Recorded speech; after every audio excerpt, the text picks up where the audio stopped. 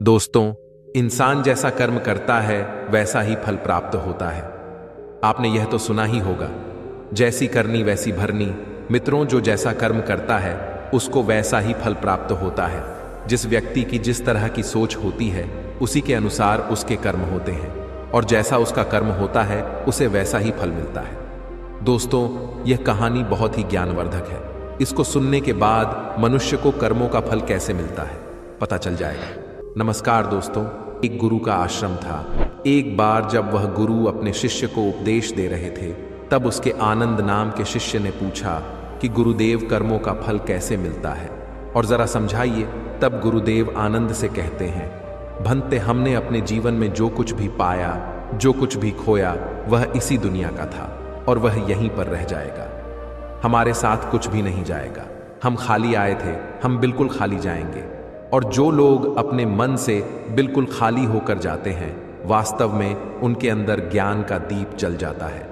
वो आगे चलकर दूसरे जन्मों में निर्वाण की स्थिति को प्राप्त कर सकते हैं। लेकिन उससे पहले तुम्हें इस जीवन की निरर्थक को समझना होगा। यहाँ पर कुछ भी पाना या कुछ भी खोना कोई मायने नहीं रखता।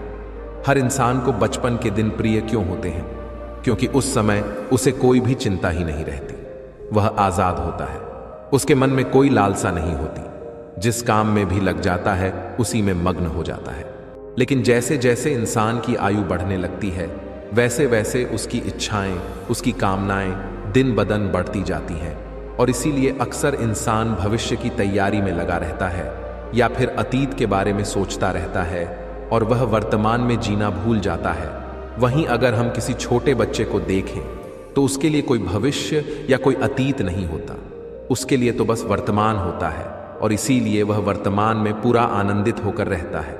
गुरुदेव कहते हैं, भंते, आज मैं तुम्हें एक कहानी सुनाता हूं जिससे तुम्हें पता चल जाएगा जी मनुष्य को उसके कर्मों का फल कैसे मिलता है। बहुत समय पहले की बात है। एक बहुत ही बड़ा प्रसिद्ध नगर था। उस नगर में एक राजा रहता था। वह राजा जब धीरे धीरे बूढ़ा होने लगा तो उसकी जो रानियां थीं वह उस राजा की उपेक्षा करने लगी थी। राजा रानियों की उपेक्षा को बर्दाश्त नहीं कर सका और वह चिंतित रहने लगा।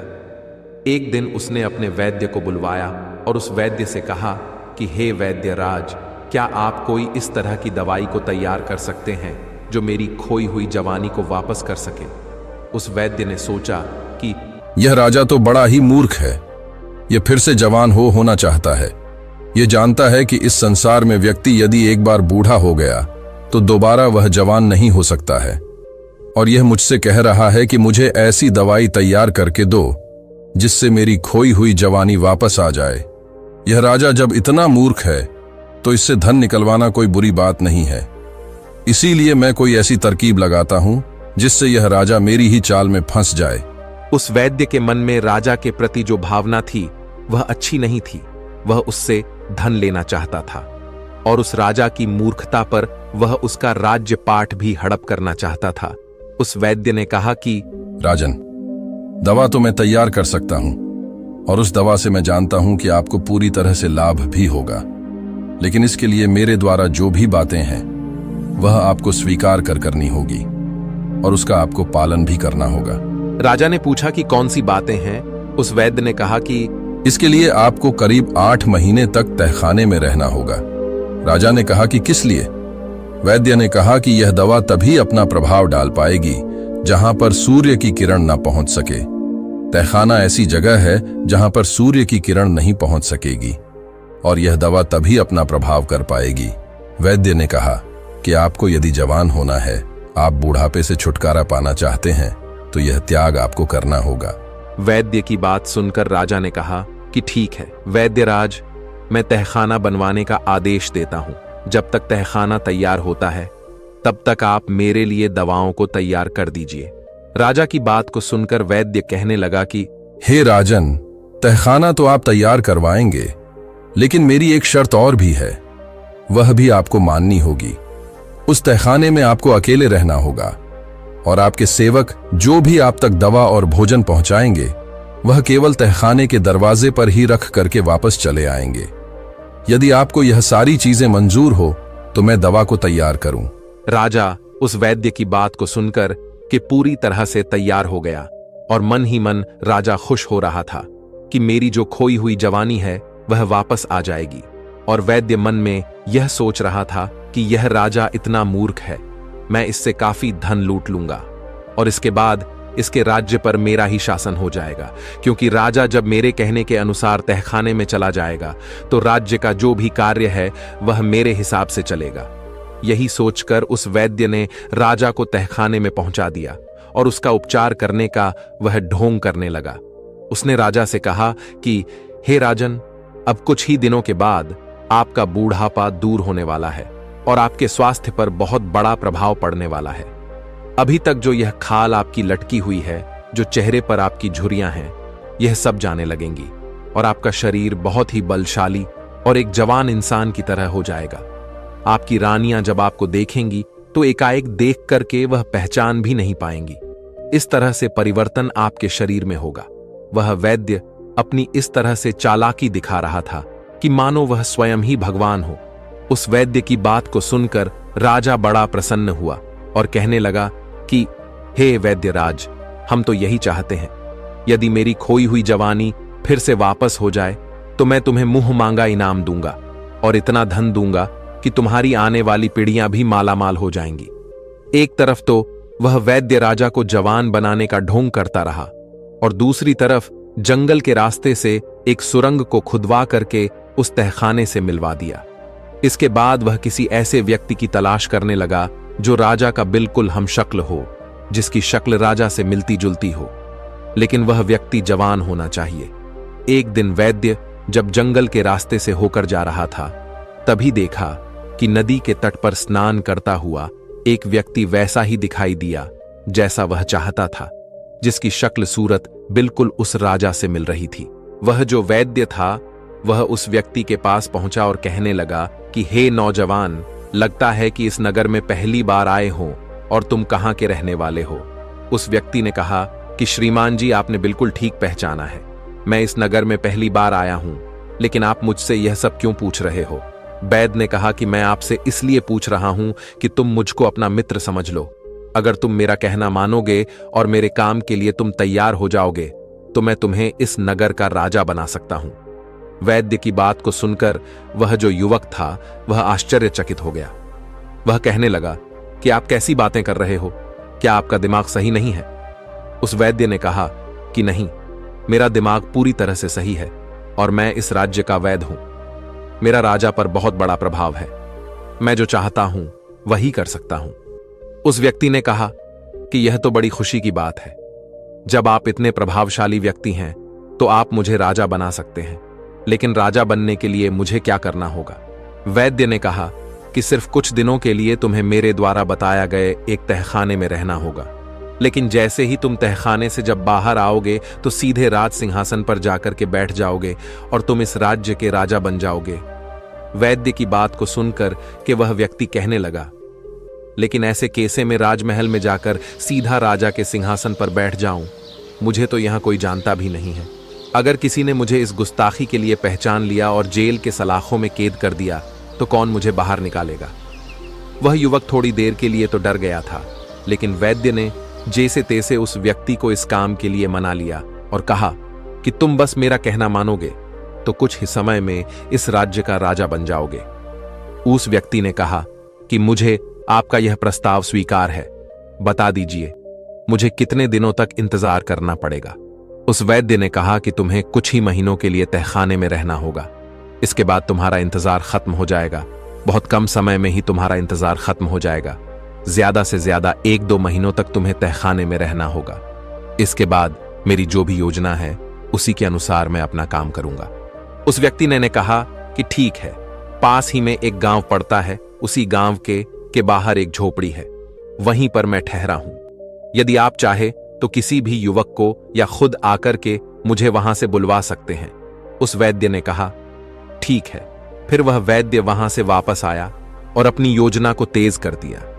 एक रात की बात है कि उसने जो वह बूढ़ा राजा था उसके खाने में चुपके से जहर मिला दिया और उस जहर के कारण जब उस राजा की मृत्यु हो गई तो वह जो वैद्य था वह राजा की लाश को कंधे पर लाद करके सुरंग के रास्ते से बाहर निकल गया और जंगल में जाकर के एक बड़ा सा कुआं था उसी में राजा की लाश को फेंक दी और फिर वही सुरंग के रास्ते उस व्यक्ति को उस तहखाने में ला करके वहां बिठा दिया और उसे कहने लगा कि तुम्हें यहां कुछ ही दिन जो भी कष्ट है वह सहना पड़ेगा। जैसे ही तुम्हारी दाढ़ी और मूछें बड़ी हो जाएंगी और फिर तुम एक राजा के जैसे दिखाई देने लगोगे, मैं तुम्हें इस तहखाने से बाहर निकाल करके सीधे राजभवन में पहुंचा दूंगा और तुम इस तरह से रहना कि जैसे बूढ़ापे से छुटकारा पाकर तुम नई तरह से जवान हुए हो। उस व्यक्ति ने कहा कि यदि मुझे किसी ने पहचान लिया तो क्या होगा? वैद्य बहुत ही चालाक था। उसने उस आदमी से कहा कि यह सब का तुम मुझ पर छोड़ दो, जो भी होगा मैं संभाल लूंगा। तुम्हें सिर्फ इतना करना है कि मैं जो भी कह रहा हूं, जैसा भी कह रहा हूं, उसी के अनुसार तुम्हें चलना है। उस व्यक्ति ने कहा, ठीक है, आप जैसा कहेंगे या आप जैसा कह रहे हैं मैं वैसा ही करूंगा। इसके बाद वह वैद्य वहां से निकलकर के राज दरबार में पहुंचा और जो भी वहां पर मंत्री और सभासद थे उन सब के पास पहुंच करके कहा कि आप सभी के लिए एक बहुत खुशखबरी की बात है। मेरी दवाओं ने महाराज के ऊपर ऐसा असर किया है कि महाराज फिर से जवान हो गए हैं। कल वह महल में आएंगे और आप लोग उनके स्वागत के लिए तैयार रहना। फिर वहां के मंत्रीगण कहने लगे, हम अपने राजा के नए रूप का भरपूर स्वागत करेंगे। फिर वहां से वैद्यराज सीधा रानियों के दरबार में पहुंच गया और वही बात उन दोनों रानियों से भी कही। इस बात को सुन के दोनों रानियां प्रसन्न हो गईं। उन्होंने वैद्य को बहुत सारा धन निकाल करके दिया। योजना के अनुसार अगले ही दिन वह वैद्य तहखाने से उस व्यक्ति को ला करके राजमहल के सिंहासन पर बिठा दिया। फिर उस नए राजा को सभी रानियां और वहां के मंत्री देख करके हैरान हो जाते हैं, क्योंकि वह राजा बिल्कुल एक युवा पुरुष दिखाई देने लगा था। फिर भी उनकी दोनों रानियां और उनके मंत्री इस बात से सहमत हो गईं कि यही उनके राजा है। इतना ही नहीं, उस वैद्य ने राजा बने युवक से यह भी कहा कि राजन, आपका जो पुराना नाम था वह आप बदल दीजिए, क्योंकि अब आपका शरीर भी नया हो गया है, इसलिए आपका नाम भी नया होना चाहिए। उस व्यक्ति ने कहा कि वैद्य जी, आपसे अच्छा नाम और कौन रख सकता है? जब आपने मुझे बूढ़ापे से जवान बना दिया है तो आप एक अच्छा सा नाम सोच करके रख दीजिए। फिर उस वैद्य ने जो भी नाम राजा का रखा वह सभी को पसंद आया और सभी ने उसकी सराहना की। अब एक नए नाम से वह राजा प्रसिद्ध हो गया था। उसी नए नाम से उस राजा की राजमहल में जय जयकार होने लगी। कुछ दिन तो राजा और जो वैद्य था वह सब एक दूसरे के इशारों पर चलते रहे, लेकिन परिस्थितियां उसके अनुकूल जब हो गईं और सब कुछ सामान्य हो गया तो उसने वैद्य की उपेक्षा करना शुरू कर दिया। यह देख करके वह वैद्य जो था वह बड़ा दुखी हो गया। एक दिन उसने एकांत में राजा से कहा कि राजन, सिंहासन प्राप्त करते ही मेरी उपेक्षा करना शुरू कर दिया। आपको याद है कि क्या वचन आपने मुझको दिया था? वह राजा कहने लगा कि कैसा वचन की बात कह रहे हो? वैद्य ने कहा कि मैं उसी वचन की बात कह रहा हूं जो आपने मुझसे पहले वादा किया था। आप भविष्य में राजकाज मेरे ही आदेश के अनुसार चलाएंगे, लेकिन आप तो मुझसे कुछ भी नहीं पूछते हैं। राज कार्य में तो अब मंत्रियों के परामर्श से ही चलाते हो। फिर राजा ने उस वैद्य से कहा, तुम वैद्य राज्य हो, मंत्री नहीं, इसलिए तुम्हारा परामर्श लेना मेरे लिए आवश्यक नहीं है। इस बात को सुनकर वैद्य क्रोधित हो गया और चेतावनी भरे हुए स्वर में कहने लगा कि हे राजन, यह मत भूलिए कि इस सिंहासन पर मैंने आपको प्रतिष्ठित किया है। मेरे ही प्रयास के कारण आप इस राज्य के राजा बने हुए हो। फिर सिंहासन पर बैठे उस व्यक्ति ने कहा कि तुम झूठ बोल रहे हो, तुम कैसी बातें कर रहे हो? तुम मुझे राज सिंहासन पर बैठाने वाले कौन होते हो? यह राज सिंहासन मैंने अपने पूर्व जन्म के कर्मों से प्राप्त किया है। मैंने अच्छे कर्म किए, त्याग किया, तपस्या किया और उसी का प्रमाण है कि मैं आज राजा बना हुआ हूं। यह सिंहासन हमें अपने पूर्व जन्मों के तप के और त्याग के फल स्वरूप प्राप्त हुआ है। वैद्य ने कहा, यह आप कैसी बातें कर रहे हो? उस व्यक्ति ने कहा कि समय आने दो, सब कुछ पता चल जाएगा और इसका प्रमाण भी तुम्हें मिल जाएगा कि मैंने कैसे अपने पूर्व जन्म के कर्मों के अनुसार इस राज्य के सिंहासन को प्राप्त किया है। राजा की बात को सुनकर वैद्य वहां से चला गया। वह मन ही मन राजा को कोसने लगा कि धोखेबाज कहता है उसके पूर्व जन्म के तप के स्वरूप सिंहासन उसे मिला है। समय आने दो, मैं देख लूंगा कि तेरे तप और त्याग का कैसा तुमको परिणाम मिला है। धीरे धीरे समय बीतता गया। एक दिन राजा नाव में विहार करने के लिए अपने मंत्री और उस वैद्य के साथ नदी के किनारे पहुंचा। वहां उसने नदी के जल में बहते हुए 4 कमल पुष्प देखे। फिर उसने आदेश देकर वह चारों फूल नदी में से निकलवाए। फिर ध्यान से उन्हें देखता हुआ कहने लगा, आश्चर्य, यह फूल तो बिल्कुल सोने के लगते हैं। जीवन में मैंने कभी इतने अद्भुत कमल के फूल नहीं देखे। उसने कहा कि हां राजन। मंत्री ने भी राजा की सहमति जताई। ऐसे फूल तो मैंने पहली बार देखे हैं। देखिए तो इनमें कैसी सुंदर पीली पीली किरणें निकल रही हैं। इन्हें तो आपको अपने सरोवर में लगवाना चाहिए। राजा ने वैद्य की ओर इशारा करते हुए कहा कि वैद्यराज, आप तो वनस्पति शास्त्र के बहुत ही गहरे जानकार हैं। बहुत सी जड़ी बूटियों को आप देखते ही पहचान लेते हैं कि यह कौन सी जड़ी बूटियां हैं, और जाकर के उस स्थान का पता तो लगाइए जहां से यह फूल नदी में बह करके आए हैं, और यदि हो सके तो इनके कुछ बीज भी ले आइएगा। मैं इन्हें अपने सरोवर में लगवाना चाहता हूं। कोई और अवसर होता तो वह वैद्य जाने से मना कर देता, किंतु इतने मंत्रियों की उपस्थिति में वह कैसे इनकार कर सकता था। यदि इनकार करता तो उसकी योग्यता पर प्रश्न चिन्ह लग जाता। सब यही सोचते कि इस वैद्य को वनस्पति शास्त्र का कोई भी ज्ञान नहीं, यह वैद्य तो केवल पाखंडी है, इसे कुछ भी मालूम नहीं है। इस तरह से कि उसकी हंसाई न हो जाए, यही सोच करके वह वैद्य तैयार हो गया। नदी के बहाव के विपरीत दिशा में चलता हुआ वैद्य उस नदी के स्थल पर पहुंचा जहां उसने एक बहुत पुराना ऐसा मंदिर देखा जो खार में तब्दील हो चुका था। उस मंदिर का अधिकतर जो हिस्सा था वह ध्वस्त हो चुका था। सिर्फ वही कक्ष कुछ अच्छी हालत में बचा हुआ था, जिसमें भगवान एक की मूर्ति थी। भगवान की मूर्ति को देख करके उस वैद्य ने भगवान को प्रणाम किया। फिर उससे कक्ष बाहर निकाल करके मंदिर के प्रांगण में पहुंचा और इधर उधर निगाह दौड़ाने लगा। तभी उसकी नजर एक बरगद के वृक्ष पर पहुंच गई। वह बरगद का पेड़ बहुत ही विशाल था। नदी के किनारे वह उगा हुआ था। उसकी कुछ शाखाएं तो नदी के जल के ऊपर फैली हुई थीं। तभी उसकी नजर वृक्ष की एक शाखा पर लटके हुए एक मानव के कंकाल पर जाकर के अटक गई। नर कंकाल बरगद की एक मोटी सी शाखा पर लटका हुआ था। उसकी टांगे आकाश की ओर थीं और सिर नदी के जल से कुछ ऊपर था। फिर वह वैद्य उस नर कंकाल के समीप गया और वह सोचने लगा कि यह कैसा कंकाल है और किसका है, और क्यों विपरीत अवस्था में लटका हुआ है। क्या इसके उल्टा लटकने में कोई रहस्य छुपा हुआ है? वैद्य यह सब बातें सोच ही रहा था कि अचानक मौसम बदल गया। आकाश में काले घने बादल छा गए। हवा का प्रवाह तेज होने लगा। देखते ही देखते तेज आंधी के साथ घनघोर बरसात शुरू हो गई। बरसात में भीगने से बचने के लिए वह जो वैद्य था वह बरगद के मोटे तने के नीचे खड़ा हो गया। फिर एकाएक लटकती हुई उसकी नजर फिर उस कंकाल के ऊपर जाकर के टिक गई।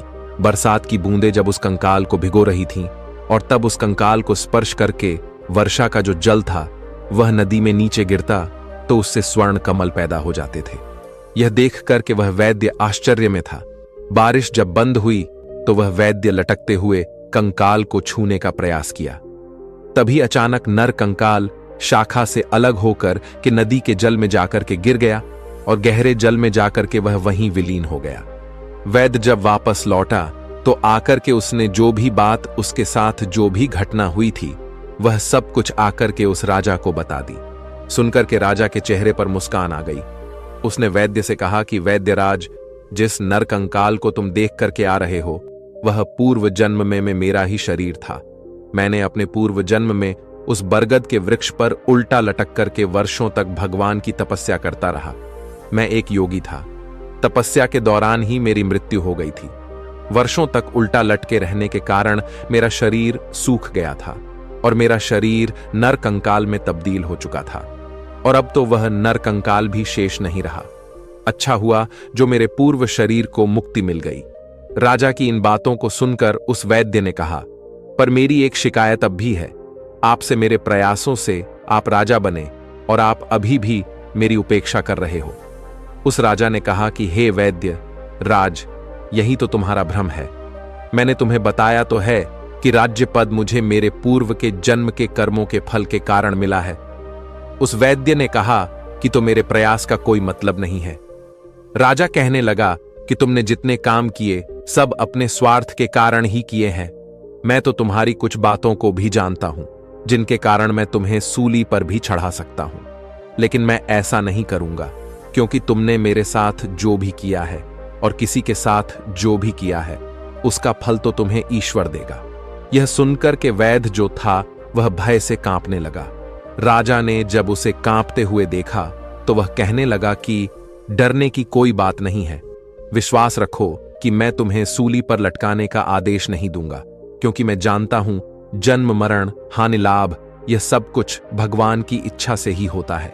अपने पूर्व जन्म के कर्मों का फल मैं इस जीवन में राजा बनकर के भोग रहा हूं। तुम अपने कुछ कर्मों का फल अगले जन्म में भोगोगे। इस जन्म में ही तुम्हारे जो लोभ है उसका फल तुम्हें भोगना पड़ेगा। अब जाओ, तुम उस दिन का इंतजार करो कि जब तुम्हें तुम्हारे कर्मों का फल लौट करके तुमको मिलेगा। उस राजा की इन बातों को सुनकर कि वह वैद्य बड़ा उदास हुआ और वहां से चला गया और अपने घर में जाकर के पलंग पर लेट गया। समय बीतता रहा, राजा का कहा हुआ सही हो गया। कुछ महीनों के बाद वह जो वैद्य था वह जंगल में जड़ी बूटियां ढूंढने के लिए गया। संयोग से वह उसी कुएं के पास पहुंच गया जहां उसने उस वृद्ध राजा की लाश को कुएं में फेंका था। उस कुएं में अब एक ऐसी ही झाड़ी उगाई थी जिसकी टहनियां कुएं के बाहर तक फैली हुई थीं। उन टहनियों में पीले रंग के सुंदर फूल खिले हुए थे। वैद्य उन फूलों को देखकर उन पर मंत्रमुग्ध हो गया और उनको तोड़ने के लिए वह अपने आप को रोक ना सका। वह कुएं के पास जैसे पहुंचा और नीचे झुककर के जैसे ही फूल तोड़ने का प्रयास करने लगा, एकाएक उसका पैर फिसला और वह उसी कुएं में जाकर के गिर गया। वैद्य ने सहायता के लिए बहुत ही आवाज लगाई, लेकिन उस सुनसान घने जंगल में उसकी आवाज कोई नहीं सुन सका। उसे बचाने के लिए कोई भी नहीं आया। मित्रों, वही परिणाम हुआ। भूखा प्यासा वैद्य उस कुएं में तड़प तड़प करके मर गया। मनुष्य को अपने बुरे और अच्छे कर्मों का फल प्रत्येक मनुष्य को एक एक न एक दिन भोगना पड़ता है। इसलिए हर व्यक्ति को अपने जीवन में हमेशा अच्छा करना चाहिए। ना तो किसी का बुरा सोचना चाहिए और ना तो किसी के साथ बुरा करना चाहिए और ना ही किसी को कष्ट देकर रुलाना चाहिए। जो मनुष्य अपने जीवन में एक सच्चा व्यक्ति बनकर के रहता है, हमेशा उसी की जीत होती है। मनुष्य को सत्कर्म करना चाहिए। सभी व्यक्तियों का मान सम्मान यश कीर्ति सत्कर्म से ही प्राप्त होगी और सदाचार से ही प्राप्त होंगी। यही मनुष्यों का सच्चा और अच्छा जीवन होता है। हर व्यक्तियों को अपने जीवन में इसी राह पर चलना चाहिए। मुसीबत से घिरे रहते हैं। इस तरह गुरुदेव ने आनंद को यह पाठ पढ़ाया। उम्मीद करता हूं आप लोगों को यह कथा पसंद आई होगी। तो दोस्तों, कैसी लगी आपको ये कहानी? आप हमें कमेंट सेक्शन में जरूर बताना और अच्छी लगी हो तो इस चैनल को सब्सक्राइब जरूर कर लेना। तो चलिए मिलते हैं ऐसी ही कोई नई कहानी में। एक समय की बात है, गांव से कुछ दूर एक जंगल में एक महात्मा का आश्रम था। वह बहुत ज्ञानी थे। उनसे लोग दूर दूर से ज्ञान प्राप्त करने आते थे। एक दिन वह महात्मा उपदेश दे रहे थे। तभी उनके एक शिष्य ने पूछा, गुरुदेव, मैं यह जानना चाहता हूं, मनुष्यों को पूर्व जन्म का कर्ज भी चुकाना पड़ता है और मृत्यु के बाद मनुष्य की आत्मा अपने साथ वह कौन कौन सी चीजें हैं जो साथ लेकर जाती है तथा उन सभी का प्रभाव मनुष्य की मृत्यु के बाद किस तरह से रहता है?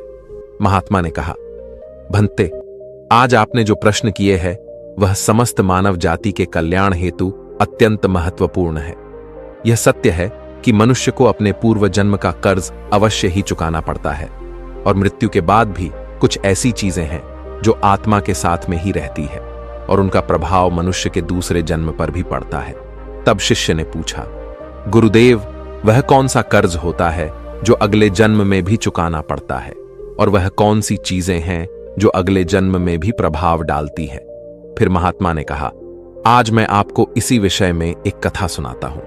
आप इस कथा को ध्यान लगाकर पूरा सुनोगे तो आपको आपके सभी प्रश्नों के उत्तर अवश्य मिल जाएंगे। आगे महात्मा कहते हैं, एक समय की बात है, किसी नगर में संतोष नाम का एक ब्राह्मण रहता था और उसकी पत्नी का नाम शकुंतला था। वह अत्यंत गरीब घर में जन्मा था, लेकिन वह अत्यंत बुद्धिमान और मेहनती था। जब वह निर्धन था तब उसे धन की अधिक लालसा नहीं थी, लेकिन अपनी मेहनत के जोर पर जैसे जैसे उसके पास धन का संग्रह होने लगा, तब वह दिन रात उस धन को बढ़ाने की चिंता में डूबा रहता था। उसकी पत्नी रूपाली भी धन की अत्यधिक लालची स्त्री थी। आप तो जानते ही हैं कि धन की लालसा ऐसी होती है जो बढ़ते धन के साथ साथ बढ़ती ही जाती है। संतोष अब ऐसा सोचता था कि काश उसे कोई ऐसी युक्ति मिल जाए जिससे कुछ ही दिनों में धन में हजारों गुना बढ़ोतरी हो जाए। पहले वह धन को चंचल और हाथ का मैल समझता था और कहता था, धन का क्या है, वह तो हमेशा आता जाता रहता है। लेकिन तब वह मूर्ख था। अब उसकी आंखें खुल गई थीं और वह धन का अत्यधिक संग्रह करने लगा। उस धन से दान, धर्म आदि करने लगा तथा वह साधु और मेहनतों की सेवा में लगाता था। पहले उसकी ईश्वर में बड़ी ही श्रद्धा थी, किंतु समय बीतने के साथ साथ धन के लालच की भड़कती हुई ज्वाला ने उसके अन्य सभी सद्गुणों को भी जला दिया। धन की लालसा ने उसकी अंतरात्मा को हमेशा के लिए नष्ट कर दिया। पहले जब भी संतोष के द्वार पर कोई साधु महात्मा आते तो उसका मुख फूलों की तरह खिल उठता था, परंतु अब आदर सत्कार के समय मुख पर निराशा और मायूसी ही रहती थी। एक बार की बात है, संध्या का समय था। संतोष के द्वार पर एक साधु आकर रुके और बोले, हे पुत्र, मैं एक यात्री हूं और आगे हरिद्वार को जाना है। आज की रात बिताने के लिए साधु को स्थान मिल जाए तो अच्छा होगा। मैं बड़ी ही आशा से आपके द्वार पर आया हूं। उस साधु का मुख संतोष की मूर्ति था, आंखों में अमृत और मुंह में शहद सी मिठास, जिस कारण से संतोष का हृदय भक्ति भाव से भर गया। वह उन्हें प्रणाम करते हुए बोला, जरूर महात्मा जी, आपकी सेवा करना तो मेरा परम धर्म है।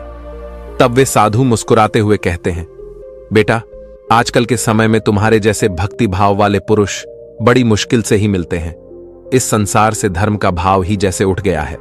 इस प्रकार से साधु के मुख से अपनी प्रशंसा सुनकर संतोष का हृदय खिल उठा।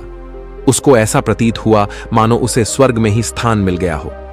उसके होठों पर शब्द आ ही गए थे, लेकिन उन्हें दबा दिया और उनसे कहा, महाराज, अगर हम आप जैसे संतों की सेवा नहीं करेंगे तो इस मानव जीवन का क्या लाभ।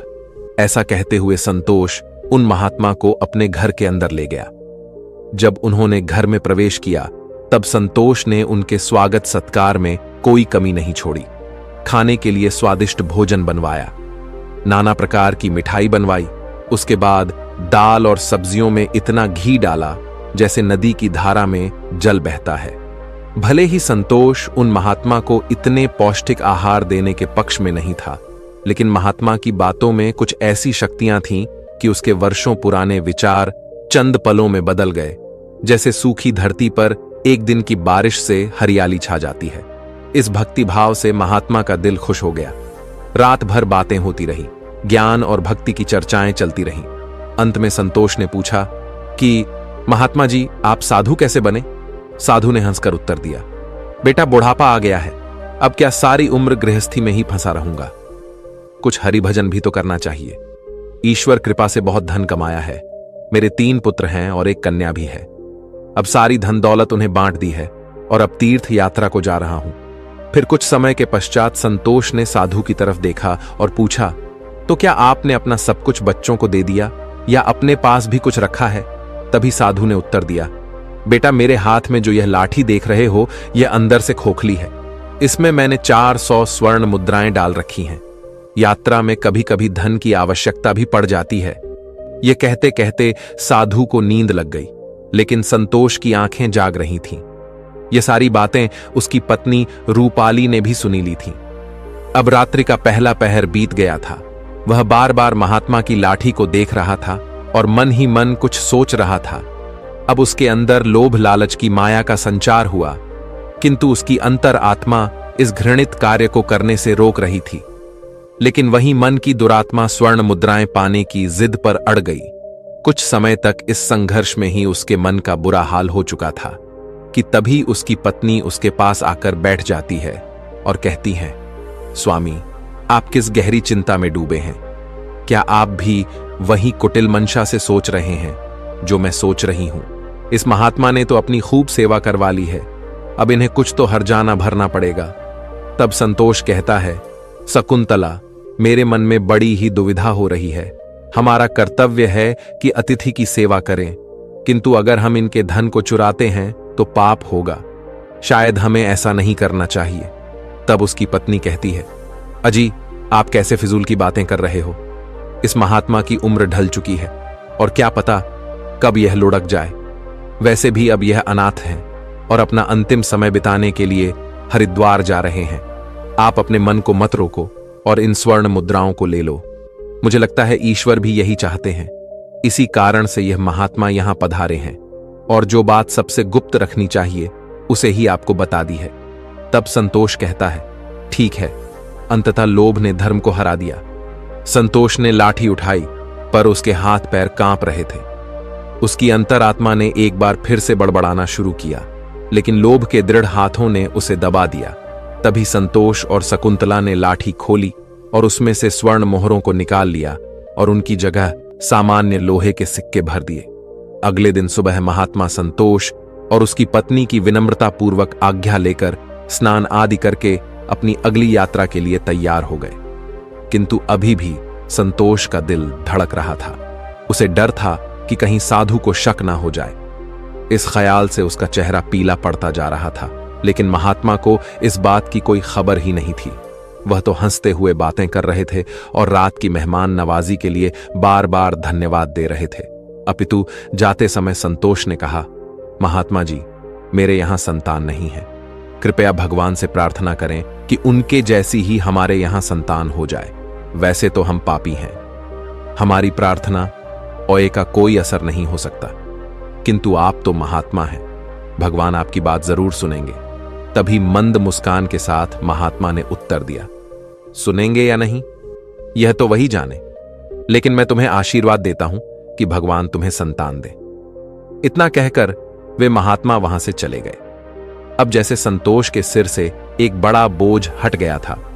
उसे ऐसा लगा जैसे महात्मा के जाने के साथ ही उसके दिल से एक पत्थर हट गया हो। किंतु वे दोनों पति पत्नी इस चोरी के फल से नहीं बच सकते थे। यह बात संतोष का मन और मस्तिष्क भी अनुभव कर रहा था, परंतु वह इस चोरी के प्रकट होने से बहुत डरता था। चोरी का प्रकट होना प्रत्यक्ष था, किंतु उसका फल भविष्य के किसी पर्दे में चुपचाप छिपकर सही अवसर की प्रतीक्षा में था। मनुष्य वर्तमान समय के सामने भविष्य की परवाह नहीं करता है। वहीं दूसरी ओर जब वह महात्मा हरिद्वार पहुंचे तो उनका हृदय अत्यंत प्रसन्न हो गया। यहां साधु संतों को देखकर ऐसी प्रसन्नता हुई मानो उन्हें सभी देवताओं के साक्षात दर्शन हो गए हों। उनका मन ईश्वर भक्ति में लीन हो गया। फिर रात को महात्मा वहीं संतों के साथ आश्रम में सो गए। फिर अगले दिन स्नान करके उन्होंने उस मंदिर के मुख्य रसोइये को बुलाकर कहा, मैं यहां श्रद्धा हेतु आने वाले सभी यात्रियों के लिए अन्नदान करना चाहता हूं। यही एक इच्छा मेरी बाकी है। कृपया आप हमें बताएं कि सभी लोगों के भोजन, निवास और वस्त्र दान के लिए कितना खर्च हो सकता है।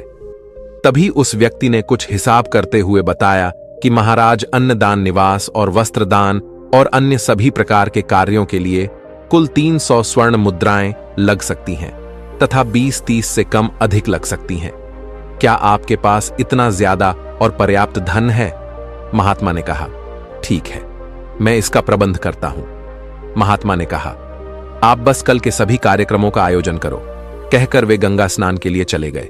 फिर अगले दिन उनके कहे अनुसार उस रसोइये ने पूरा आयोजन किया। हरिद्वार के परिसर में बड़ी ही धूमधाम और खुशी के साथ अन्नदान, वस्त्रदान, भजन आदि कार्यों को संपन्न किया।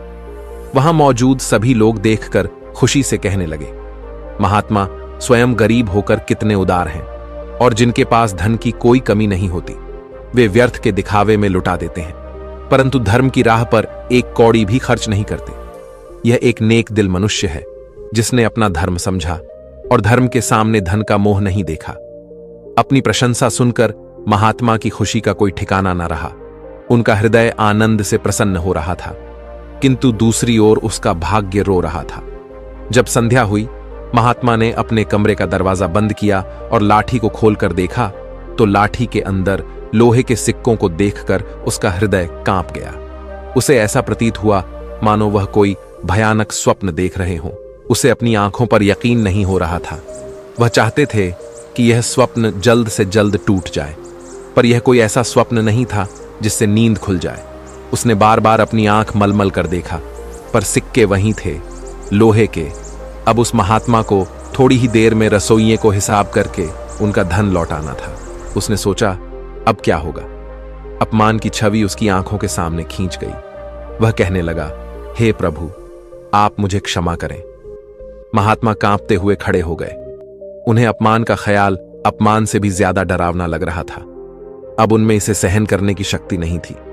वे कुछ देर तक सोते रहे और उन्होंने अचानक से दरवाजा बंद कर लिया और साथ ही उम्मीदों के द्वार भी बंद हो गए। महात्मा ने चारपाई की रस्सियों को निकाला और उन्हें छत से लटका दिया। अब मौत दरवाजे पर खड़ी थी कि तभी महात्मा की अंतरात्मा ने उपदेश दिया। दिमाग ने भी सलाह दी कि यह तुम क्या कर रहे हो, आत्महत्या सबसे बड़ा निंदनीय कर्म है, ऐसा मत करो। पर निराशा ने हर तरफ से हरा कर रख दिया। महात्मा का चेहरा मृत व्यक्ति की तरह सफेद पड़ गया था। तब उसने चारपाई पर खड़े होकर अपनी गर्दन में फंदा डाला और कांपते हुए पैरों से चारपाई को ठोकर मार दी। वह महात्मा फांसी पर झूल गए और उसकी मौत हो गई। जहां सुबह बहुत सुखपूर्वक और शांत थी, लेकिन किसे पता था कि शाम इतनी दुखद होगी। कुछ ही समय बाद यह घटना का चारों ओर फैल गई। यह सब देखकर उस रसोइये ने ही महात्मा का अंतिम संस्कार किया और फिर से भगवान का नाम लेकर अपने काम में लग गया। वो महात्मा तो मर गए, लेकिन उनका आशीर्वाद अभी भी जीवित था। 1 साल के भीतर ही वह चोर ब्राह्मण संतोष के घर में एक पुत्र का जन्म हुआ। इस अवसर पर संतोष ऐसे प्रसन्न था मानो सारे संसार का धन उसे मिल गया हो। अब तो अंधेरे घर में प्रकाश छा गया था। उसके पैर धरती पर ना पड़ते थे। उसने बालक का नामकरण संस्कार बड़ी ही धूमधाम से किया। इस उत्सव के अवसर पर एक नगर भोज दिया गया। उस दिन संतोष ने अपनी सारी जिंदगी की कंजूसी निकाल दी और धन को पानी की तरह बहाया और बालक का नाम संकेत रखा गया। संकेत बहुत ही सुशील और भगवान का उपासक बालक था। उसकी तीक्ष्ण बुद्धि देखकर आश्चर्य होता था। लोग कहते थे कि यह कुल का नाम बढ़ाएगा। संतोष यह सुनकर फूला न समा आता था। इसी प्रकार 5 वर्ष बीत गए। संकेत शिक्षा ग्रहण करने हेतु आश्रम में गया। वहां भी उसके गुणों का विकास होने लगा। वह हमेशा अपनी कक्षा में प्रथम आया करता था। संतोष यह देखकर ईश्वर को धन्यवाद करता था, लेकिन कभी कभी जब उसे उस महात्मा के साथ अपने दुर्व्यवहार की याद आती तो उसके दिल में चुभन होती और उसकी आत्मा पर एक अनजाना सा डर छा जाता था। उसे बार बार अपने ऊपर गुस्सा आता था। वह अक्सर मन ही मन दुखी होते रहता और मन ही मन कहता कि मेरी बुद्धि कैसी खोटी थी, मैंने ऐसी मूर्खता क्यों की। लेकिन बीता हुआ समय उसके हाथ में नहीं आ सकता था। उसने स्वर्ण की 400 मोहरों को एक लाल वस्त्र में बांधकर संदूक में रख दिया और यह निश्चय किया कि वह उस महात्मा को वापस दे देगा। फिर उसने महात्मा की खोज शुरू कर दी। कई लोगों को भेजा, लेकिन वह उस महात्मा तक नहीं पहुंच सका। इतना समय बीत गया कि अब संतोष उस घटना को भूल गया, परंतु स्वर्ण मुद्राएं अभी भी एक लाल वस्त्र में लिपटी हुई उसी संदूक में पड़ी थी। समय गुजरता गया और संकेत अब 21 वर्ष का हो गया था। साथ ही उसे एक बीमारी ने जकड़ रखा था और संकेत के इलाज में काफी धन का खर्च हो रहा था। फिर एक दिन अचानक संतोष अपनी पत्नी शकुंतला और बेटे संकेत के साथ हरिद्वार के लिए निकल पड़ा। वहां पहुंचकर वे एक आश्रम में ठहरे। वहां संतोष को पता चला कि उनके बेटे संकेत का व्यवहार साधुओं जैसा हो रहा है। उसके अंदर वैराग्य आ रहा है। वह दिन रात साधुओं के डेरे में समय बिताता और जब भी किसी दीन दुखी या गरीब को देखता तो उसकी मदद करता था। इसे देखकर संतोष बहुत परेशान होता था, पर वह कुछ कर नहीं पाता था। संकेत उसकी इकलौती संतान थी। उसका मुख देखकर संतोष का क्रोध शांत हो जाता था। वह बहुत सोचता था, परंतु संकेत के इस स्वभाव का कारण उसे समझ में नहीं आता था। फिर दूसरे दिन संध्या के समय संतोष भजन कर अपने आश्रम की तरफ लौट रहा था कि रास्ते में एक बूढ़ा आदमी उसे रोता हुआ मिला। तब संकेत ने आश्चर्य से पूछा, भाई रोते क्यों हो? तब वह बूढ़ा आदमी कहने लगा, बेटा क्या कहूं, कहते हुए लज्जा आती है। अगर तुम जानना ही चाहते हो तो सुनो। मैं गंगा जी में डूबकर अपना जीवन समाप्त करने जा रहा हूं, क्योंकि मुझे व्यापार में घाटा हुआ है और मेरे सिर पर बहुत सारा कर्ज है। संकेत कहता है, पर यह तो छोटी सी बात है। उस बूढ़े व्यक्ति ने अजीबोगरीब नजरों से संकेत की ओर देखते हुए कहा, मुझे अपना कर्ज चुकाना है, नहीं तो मेरे पास आत्महत्या करने के अलावा कोई विकल्प ही नहीं है। तब संकेत कुछ देर तक चुप रहा। यह मौन उस दुर्भाग्यशाली बूढ़े व्यक्ति के लिए एक उम्मीद बन रहा था। उसके आंसू थम गए और फिर संकेत ने पूछा कि महाराज, आपको कितने धन की आवश्यकता है? कृपया आप हमें बताएं। दोस्तों, जब इंसान निराश हताश होता है तब उसे हर कदम पर उम्मीद नजर आती है। उस बूढ़े व्यक्ति ने हिसाब लगाकर जवाब दिया और कहा कि मेरे सिर पर लगभग 400 स्वर्ण मुद्राओं का कर्ज है। संकेत फिर से कुछ देर के लिए चुप रहा। फिर उसने कहा, महाराज, आप चिंता मत करो। आप बस इसी गंगा के तट पर मेरी प्रतीक्षा करो। मैं बस अभी वापस आता हूं। आपके लिए मैं कहीं से धन का संग्रह करके लाता हूं। तब बूढ़े आदमी ने कहा, बेटा, यहीं पास में ही मेरी एक धर्मशाला है, तुम वहीं आ जाओ। उसी समय संकेत भागते हुए वापस आश्रम में आ पहुंचा। उस समय उसके हृदय में हलचल सी मची हुई थी। उसका चित्त व्याकुल था। वह चाहता था कि जितनी जल्दी हो सके बूढ़े बाबा का संकट दूर कर दे। उसे दिव्य शक्ति ने विश्वास दिला दिया था कि इस बूढ़े बाबा की सहायता करना मेरा धर्म है। वह एक विशेष भावुकता के साथ अपने आश्रम पर पहुंचा। तब उसके माता पिता कहीं बाहर गए हुए थे। अब संकेत का रास्ता साफ हो गया था। उसने संदूक पर जो ताला लगा हुआ था उसे एक पत्थर से तोड़ दिया, फिर संदूक को खंगालना शुरू कर दिया। निराशा ने अपनी जगह बना ली थी, लेकिन आशा ने बंधन बांध दिए थे। तभी अचानक आशा की एक किरण नजर आई। संकेत के हाथ में वह लाल वस्त्र आ गया। उसने उसे कांपते हाथों से खोला और उसका दिल कमल की तरह खिल उठा। उस रुमाल में पूरी 400 स्वर्ण मुद्राएं थीं। यह वही सोने की मुद्राएं थीं जिन्हें संतोष ने कभी एक महात्मा से चुराया था। जब मुद्राओं की गिनती की तो वे पूरी 400 ही निकली। संकेत का दिल प्रसन्नता से भर गया। उसने वह मुद्राएं अपनी जेब में डाली और वस्त्र को वापस संदूक में रख दिया और अति उत्साह के साथ उसी बूढ़े बाबा के पास जा पहुंचा और उन्हें वह मुद्राएं दे दी। दोस्तों, हर व्यक्ति को पूर्व जन्म का कर्ज चुकाना ही पड़ता है।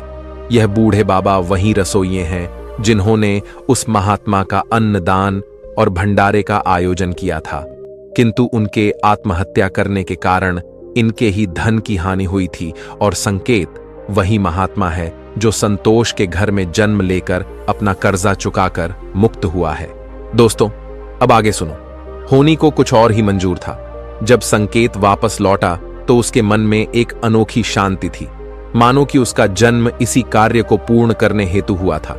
अब उसकी बीमारी ने उसके ही प्राणों की आहुति ली। वहीं जब दूसरे दिन सुबह यह बात संतोष और शकुंतला को पता चली कि उनका पुत्र मृत्यु को प्राप्त हो चुका है, तो इस दुख के कारण उनका हृदय अत्यंत पीड़ा से भर गया और निराशा के साथ उन्होंने भी अपने प्राणों को त्याग दिया। जब उन तीनों की मृत्यु हुई तो उसी रसोइये ने उनका अंतिम संस्कार किया। जब उन तीनों की आत्माओं को यमराज के दरबार में लाया गया, तब यमराज ने संकेत को स्वर्ग में भेज दिया। वहीं दूसरी ओर संतोष और उसकी पत्नी शकुंतला को घोर नरक में डाल दिया। तत्पश्चात उन दोनों को ही अपाहिज बनाकर धरती लोक पर कुत्ते के रूप में जन्म देकर वापस भेज दिया। दोस्तों, जो भी मनुष्य अपने जीवन में कर्ज नहीं चुकाते हैं, उन्हें जन्म जन्मांतर तक कष्ट भोगने पड़ते हैं। इसीलिए मनुष्य को किसी भी प्रकार के एहसान और कर्ज को चुकता करना चाहिए। दोस्तों, महात्मा आगे कहते हैं, हे भंते, आपके दूसरे प्रश्न के अनुसार मृत्यु के पश्चात भी 5 ऐसी चीजें हैं जो शरीर का साथ नहीं छोड़ती हैं और मृत्यु के पश्चात भी उस आत्मा के साथ ही रह जाती।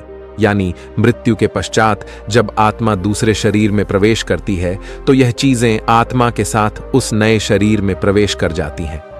कामना वह पहली चीज है जो मनुष्य की मृत्यु के साथ ही रहती है और अगले जन्म में भी उसके साथ रह जाती है। दूसरी है कर्म। मनुष्य इस जीवन में पुण्य कर्म और अच्छे कर्म करता है तो अगले जन्म में भी उस मनुष्य को सुख शांति और समृद्धि की प्राप्ति होती है। तीसरी है वासना। वासना भी कामना का ही एक प्रकार है। वासना एक ऐसी चीज मानी जाती है जिसका कोई भी अंत नहीं है। मृत्यु की चौखट पर आए हुए लोग भी वासना से मुक्त नहीं हो पाते हैं। इस सांसारिक सुख की चाहत और काम की इच्छा वासना कहलाती है। मन की शांति और ज्ञान ही एकमात्र वस्तु है जो वासना से मुक्ति दिलवा सकती है। चौथी है स्मृति या ज्ञान। बुद्धिमान मनुष्य हमेशा ही बुद्धिमान और विवेकशील रहते हैं, जिस कारण से उन्हें जल्दी मुक्ति की प्राप्ति होती है। और 5वीं बात है कर्ज। यह एक ऐसी चीज है जो मनुष्य के मरने के बाद भी उसका पीछा नहीं छोड़ती है। अगर किसी से कर्ज लिया है तो उसे मरने से पहले जरूर छू देना चाहिए। लिया गया कर्ज और दिया गया कर्ज जन्म जन्मांतर तक उस मनुष्य के साथ ही रहता है। अगर कोई मनुष्य कर्ज लेकर मरता है तो उसका कर्ज परलोक में वापस मांगा जाता है, साथ ही उसे अपने कर्ज की सजा भी दी जाती है। इतना ही नहीं, पुनर्जन्म में उस कर्ज के भरण के तौर पर उस मनुष्य के शरीर के किसी भी हिस्से को अपंग या अपाहिज बना दिया जाता है। अगले मिलने वाले जन्म में भी वो व्यक्ति सुख सुविधाओं से दूर रहता है और हमेशा अपने जीवन में असफल रह जाता है। तो दोस्तों, कैसी लगी आपको ये कहानी? आप हमें कमेंट सेक्शन में जरूर बताना, और अच्छी लगी हो तो इस चैनल को सब्सक्राइब जरूर कर लेना। तो चलिए मिलते हैं ऐसी ही कोई नई कहानी में। तब तक के लिए अपना ख्याल रखें। धन्यवाद और नमोः बुद्धाय।